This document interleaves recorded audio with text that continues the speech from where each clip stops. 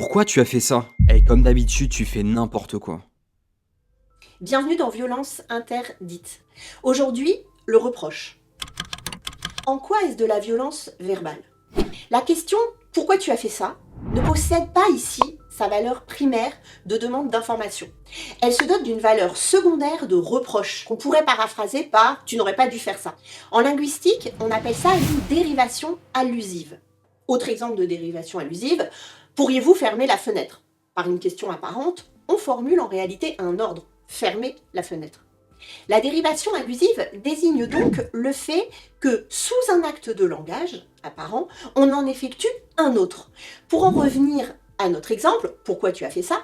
Sa valeur secondaire est un reproche sur le faire. Le locuteur exprime son insatisfaction quant à un acte ou un comportement ponctuel imputé à la destinataire.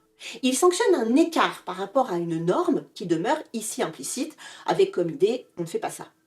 Mais avec le passage du passé composé « tu as fait » au présent « comme d'habitude, tu fais n'importe quoi », le locuteur durcit le reproche sur le faire en reproche sur l'être. Le reproche s'étend du point de vue temporel avec les marqueurs de fréquence « comme d'habitude » et le présent de vérité générale « tu fais ». Par là, il fige la cible dans une caractérisation péjorative. On parle d'essentialisation de l'autre sous un aspect négatif. En plus, cette essentialisation péjorative est présentée comme une vérité établie et irrévocable, car la formulation du reproche ne mobilise ici aucun marqueur subjectif, comme « je pense » ou « selon moi ». Ici, un simple jugement du locuteur se fait passer pour un fait objectif, ce qui rend la condamnation encore plus forte. De tels reproches portent atteinte à l'image de la cible, accusée de défaillance permanente.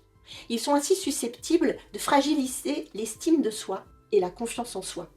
Ils peuvent également porter atteinte au territoire de la cible, puisqu'ils peuvent véhiculer implicitement un ordre « ne refais pas ça ». Dans tous les cas, ils témoignent d'une position de surplomb prise par celui qui les formule et qui se considère comme apte à juger du bien ou du mal et autorisé à sanctionner verbalement la destinataire.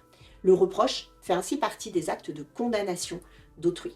Pour résumer, le reproche sur le faire sanctionne un comportement ou un acte ponctuel, alors que le reproche sur l'être généralise la condamnation.